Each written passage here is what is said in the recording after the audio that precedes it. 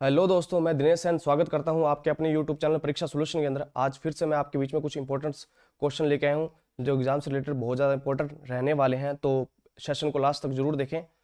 तो स्टार्ट करते हैं अपने पहले क्वेश्चन से। आरबीआई किस अधिनियम के प्रावधानों के तहत बैंकों से निकासी को प्रतिबंधित करता है? तो इसका आंसर रहेगा सी, बैंकिंग विनिमय अधिनियम।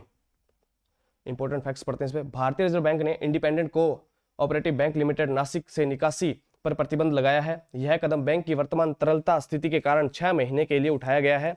आरबीआई के अनुसार यह प्रतिबंध 6 महीने की अवधि के लिए लागू रहेगा। यह प्रतिबंध आरबीआई द्वारा बैंकिंग विनिमय अधिनियम 1949 के प्रावधानों के अनुसार लगाया गया है। नेक्स्ट क्वेश्चन लेते हैं, क्वेश्चन नंबर 2। भारत में वर्ष 2017 से 19 के दौरान कितना फसल का नुकसान हुआ है? तो इसका आंसर रहेगा बी, 18.176 मिलियन हेक्टेयर। कुछ इंपॉर्टेंट फैक्ट्स पढ़ते हैं। सरकार ने 11 फरवरी 2021 को लोकसभा में डेटा साझा किया कि भारत को 18.176 मिलियन हेक्टेयर भूमि पर भारी फसल नुकसान हुआ है। 176 मिलियन हेक्टेयर भूमि पर फसल का नुकसान कुल फसली क्षेत्र का लगभग 8.5% है। वर्ष 2017 से 2019 तक बाढ़ के कारण फसल का यह नुकसान हुआ है। आंकड़ों के अनुसार बिहार, असम और उत्तर प्रदेश के बाढ़ प्रभावित राज्यों में अत्यधिक बाढ़ दर्ज की गई है। कर्नाटका, केरल, तमिलनाडु, तेलंगाना, आंध्र प्रदेश, महाराष्ट्र, उड़ीसा, मध्य प्रदेश, छत्तीसगढ़ और राजस्थान में भीषण बाढ़ देखी गई। इन राज्यों में अधिक वर्षा के कारण बाढ़ की घटनाएं देखी गई है। क्वेश्चन नंबर 3 लेते हैं। केंद्रीय रक्षा मंत्री राजनाथ सिंह ने 11 फरवरी 2021 को नई दिल्ली में किसका उद्घाटन किया? तो इसका आंसर रहेगा डी, जलाभिषेकम जल संरक्षण अभियान।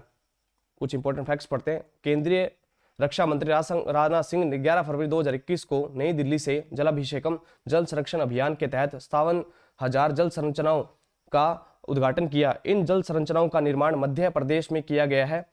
रक्षा मंत्री ने इस बात पर प्रकाश डाला कि जलाभिषेकम अभियान हर खेत के लिए पानी और हर हाथ के लिए काम के उद्देश्य को पूरा कर रहा है। यह अभियान गांवों की बेहतरी में मददगार होगा। क्वेश्चन नंबर 4 लेते हैं। स्वावलंबन सशक्त मेगा अभियान भारत के महिला उद्यमियों के परिसंघ और से शुरू किया गया। तो इसका आंसर रहेगा सी, SIDBI।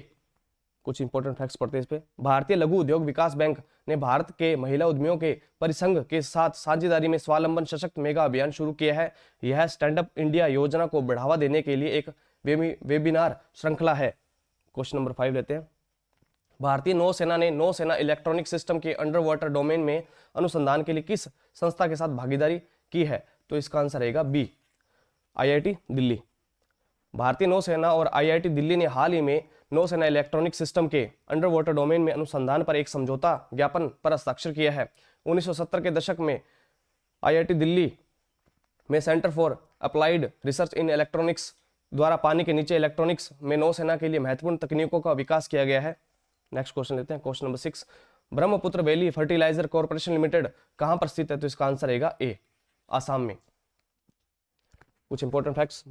Brahmaputra valley fertiliser corporation limited Assam की दिल्ली नदी के तट पर स्थित है। आर्थिक मामलों की मंत्रिमंडलीय समिति ने उर्वरक विभाग को यूरिया निर्माण इकाइयों को सुचारू संचालन के लिए नामरूप असम को 100 करोड़ रुपए की अनुदान सहायता के प्रस्ताव को मंजूरी दी है।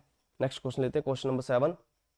किस भारतीय बैंक ने अपनी ई डिलीवरी योजना के तहत इंडियन ऑयल कॉर्पोरेशन के साथ समझौता किया है? तो इसका आंसर रहेगा सी, पंजाब नेशनल बैंक। पंजाब नेशनल बैंक ने तेल कंपनी के डीलरों को 2 करोड़ रुपए तक प्रदान करने के लिए इंडियन ऑयल कॉर्पोरेशन के साथ एक समझौते पर हस्ताक्षर किए हैं। इस MOU के तहत बैंक कम ब्याज दरों, शून्य मार्जिन और न्यूनतम या शून्य पारिश्रमिक आवश्यकताओं के साथ क्रेडिट सुविधाएं प्रदान करेगा। क्वेश्चन नंबर 8 लेते हैं। चंबल के डाकुओं पर पुलिस संग्रहालय कहां बनाया जाएगा? तो इसका आंसर रहेगा डी, मध्य प्रदेश। कुछ इंपॉर्टेंट फैक्ट्स। मध्य प्रदेश राज्य के भिंड में पुलिस मुख्यालय में एक पुलिस संग्रहालय लॉन्च किया है। यह डाकुओं पर अपनी कहानियों को प्रदर्शित करने के लिए एक अनूठा संग्रहालय है। इस संग्रहालय में कई अनूठी वस्तुएं हैं जिनका उपयोग डकैतों फूलन देवी और निर्भया गुज्जर द्वारा किया गया था। इसमें बॉलीवुड फिल्म चंबल के डाकू की मेकिंग के चित्र भी दिखाए गए हैं। यह संग्रहालय चंबल के डाकुओं के किसी भी अपराध को रोकने के लिए पुलिस द्वारा किए गए बलिदानों को भी उजागर करेगा। पिछले 5 दशकों में लगभग 2000 डिजिटल पुलिस रिकॉर्ड और सामग्री का प्रदर्शन करेगा, जिसमें इन डाकुओं की हत्या, लूट और अपहरण के अपराधों को दर्ज किया गया है। Next question number 9। विश्व में सर्वाधिक विदेशी मुद्रा भंडार वाले देशों की सूची में भारत कौन से स्थान पर आता है? तो इसका आंसर रहेगा बी, 5वें पे। कुछ इंपॉर्टेंट फैक्ट्स। विश्व में सर्वाधिक विदेशी मुद्रा भंडार वाले देशों की सूची में भारत 5वें स्थान पर है। इस सूची में चीन पहले स्थान पर है। 5 फरवरी 2021 को समाप्त हुए सप्ताह के दौरान भारत का विदेशी मुद्रा भंडारण 6.24 बिलियन डॉलर की गिरावट के साथ 583.94 अरब डॉलर पर पहुंच गया। फरवरी 2021 को विदेशी मुद्रा संपत्ति 542.338 बिलियन, गोल्ड रिजर्व में 34.967 बिलियन, IMF के साथ SDR 1.503 बिलियन, IMF के साथ रिजर्व बैंक की स्थिति 5.3138 बिलियन। नेक्स्ट क्वेश्चन लेते हैं, क्वेश्चन नंबर 10। प्रमुख बंदरगाह प्राधिकरण विधेयक 2020 में 10 फरवरी 2020 को राज्यसभा में कितने भारत के बंदरगाहों को स्वायत्तता प्रदान की गई है? तो इसका आंसर रहेगा बी, 12। प्रमुख बंदरगाह प्राधिकरण विधेयक 2020 को 10 फरवरी 2020 को राज्यसभा में पारित किया गया। इस बिल को मतपत्रों का उपयोग करके पारित किया गया था। 84 मत इसके पक्ष में थे जबकि 44 मत इसके विरुद्ध थे। सितंबर 2020 में इस बिल को लोकसभा में पारित किया गया।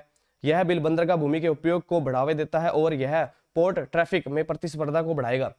यह भारत के 12 प्रमुख बंदरगाहों को स्वायत्तता प्रदान करेगा। पहला है इसके अंदर वो है दीनदयाल बंदरगाह, दूसरा मुंबई बंदरगाह, तीसरा JNPT पोर्ट, मुर्मुरगेओ बंदरगाह, न्यू मंगलोर बंदरगाह, कोचिन बंदरगाह, चेन्नई बंदरगाह, कामराजार बंदरगाह, वियो चिदम्बनार बंदरगाह, विशाखापट्टनम बंदरगाह, पारादीप बंदरगाह, कोलकाता बंदरगाह।